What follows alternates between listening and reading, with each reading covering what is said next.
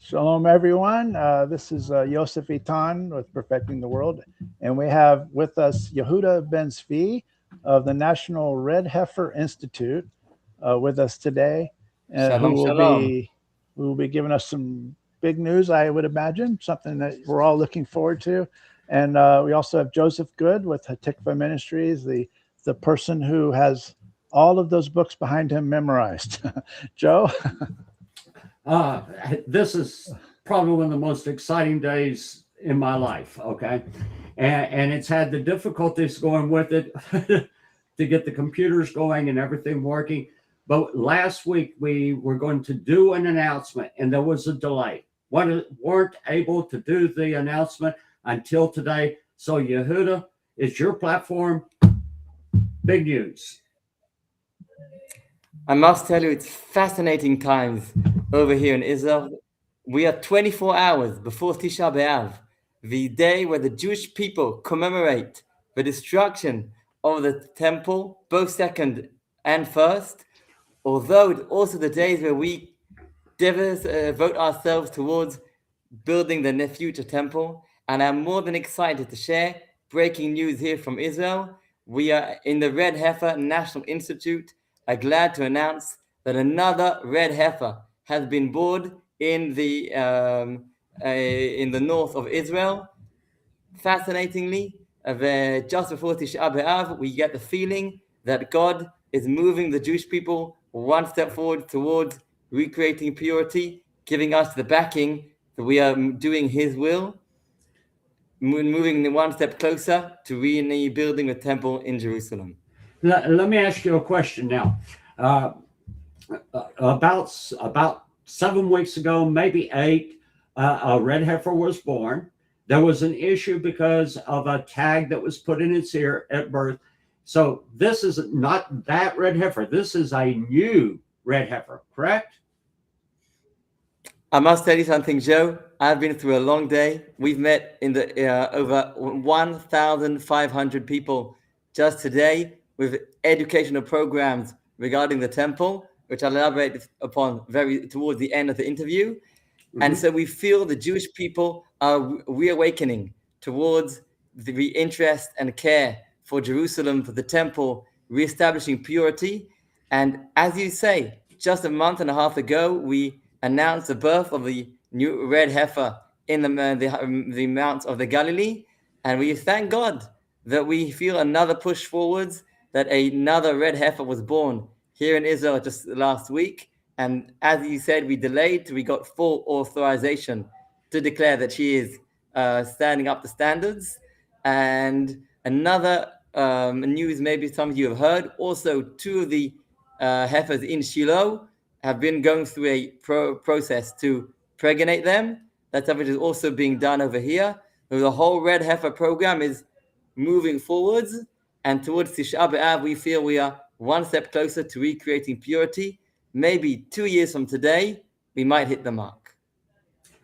In Israel, when y'all came out with this news, okay, what was the reaction of people? I mean, was there a visible reaction when they heard, wow, not one red heifer, but two candidates born in Israel, which that's very rare.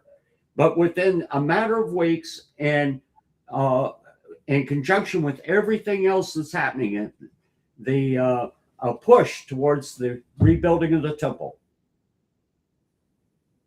I definitely heard excitement, though I must tell you, as for one, I've been fully engrossed, running around the country through educational activities regarding the temple. I haven't had the breath or time to see all the different announcements through the media. I kept seeing them go on and on and on, though I didn't have the time myself to be fully involved. But I've been hearing the excitement, I've been hearing the feeling that we are not just mourning the destruction of the temple, but we are actively moving forward towards reestablishing it.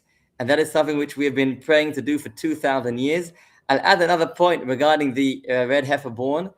Fascinatingly enough, she is a very unique specimen, as opposed to every other living creature.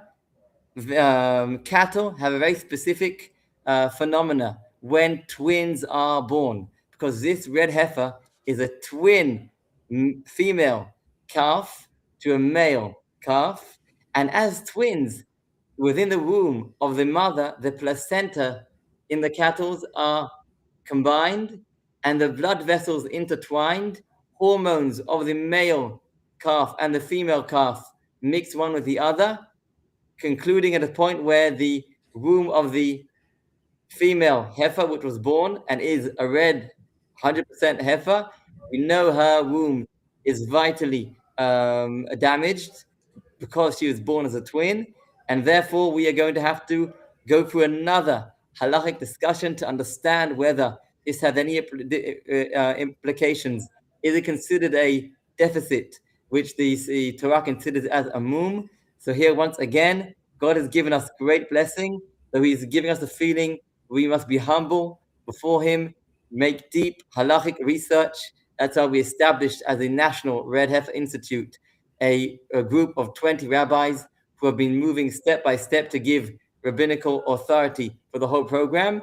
They're very close to be giving conclusions regarding the heifer born just a month and a half ago, which was tagged in its ear.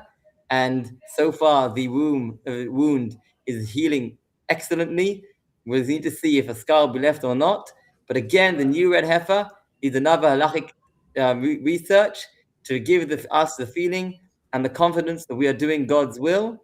But we definitely feel that towards Tisha B'Av, the Jewish people are making another step forwards. And from Jerusalem, we pray to see light rekindled throughout the world. Do you have a name for the calf? I was thinking of calling her Ruchama, which means in Hebrew, the merciful one, because we speak in Tisha B'Av, the Jewish people who were considered Lo Ruchama, they did not have God's mercy. They saw the destruction will then become full of God's mercy and Banim Rechumim, and therefore that was a thought. We haven't yet reached decisions, though we are inviting rabbis from around Israel to come to a conference to see the heifer, and please God, we are moving another step forwards. If you go through Joe Good's interviews we did in the past, at the National Red Heifer Institute, we created a 6-stage program, how we practically reach not just a red heifer, which now we have 2 newly born red heifers here in Israel, but also how do we find a pure Kohen who can recreate purity in the ritual. We have a pure Kohen. Fascinating story. You can see Joe's interviews. How do you pinpoint the exact place which is meant for the pyre outside Jerusalem on the Mount of Olives for recreating purity? We discussed that. We're definitely making heads on the subject. But how do you turn this whole thing into a historic national event which tells the world and the Jewish people we recreate purity? And here we created a national halachic backing, a great awareness of the nation of Jewish people, and a financial backing. You can see the interviews, the strategic plan to slowly move forwards. Maybe our next opportunity will be in 2 years' time, where we can recreate as a nation purity for the Jewish people and bring light from Jerusalem to the entire world. Well, that's fantastic. Now, later this evening, for the American audience or Western Hemisphere audience. Just another point, Joe. Yeah, go ahead. Yeah. As I we've been going throughout the country. This morning, today, my team has been at 4 different places. As I said, 1,600 people just today. Over the past 2 months, the numbers we've seen are about 18,000 Jews around the country, 60 different communities we've reached with educational programs to rekindle within the Jewish people the crave to rebuild the temple in Jerusalem. And today and tomorrow, we are raising a fundraising, not for the red heifer in itself, but for the educational side of reestablishing the temple. As I work morning, noon, and night in the Mikdash Educational Center with Rabbi Mordechai Persoff, you're more than welcome to look either in Joe's website or in other advertisements of our fundraising campaign to allow us to keep extending and reaching more and more and more communities throughout Israel and maybe around the world to rekindle, to reestablish the temple in Jerusalem. We're planning on building a Bible land, which will encompass both lifelike figures of the Bible, a whole exhibit regarding Israel, and maybe, please God, a Red Heifer educational center for understanding purity and the practical implications. So 24 hours before Tisha B'Av, the Jewish people are moving forwards, and we thank God that from Jerusalem we can be his tiny partners in an everlasting path to change the world.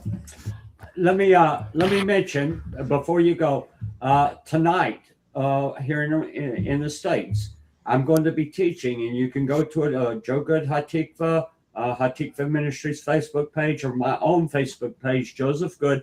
But I'll be showing some pictures of the new calf. I'll be going over some of the details that you've spoken about, but we'll really be centering on this educational program and how people can contribute directly to that. Okay? So that's going to be at 7 p.m. Central Time. Yeah. We will also be the real question is the links to support under this video, everywhere it's getting shared at this time. We'll add those links in, how people can be a part of it. And as Joe and you mentioned, the educational side of this is such a huge need to get everyone on the right page. It's been not neglected, but it has not been a focus for 2,000 years. We haven't had a place to apply it. It's coming, and in 2 years, as you said, maybe in two Tish B'Avs from now, we might actually be on the other side, facing the temple, creating the ashes for purity. And I God has given us more than I would have dreamed of. Yeah, that'll be so huge. Go ahead. I agree, Joseph. God has given us more than I have dreamed of. Practically, we have reached 80-90% of the goals, but more than that, to create a national program with national halachic authority, national awareness, and financial backing for a national historical event. We have more work before us, and definitely the educational side is essential, so we can once, as I said, be tiny partners of an endless God who is moving forward to bring a blessing to the entire humanity. Amen. God bless you from Jerusalem. Thank you so much. Thank you. And I hope you're all parts of our path. Shalom. Thank you. Shalom, shalom.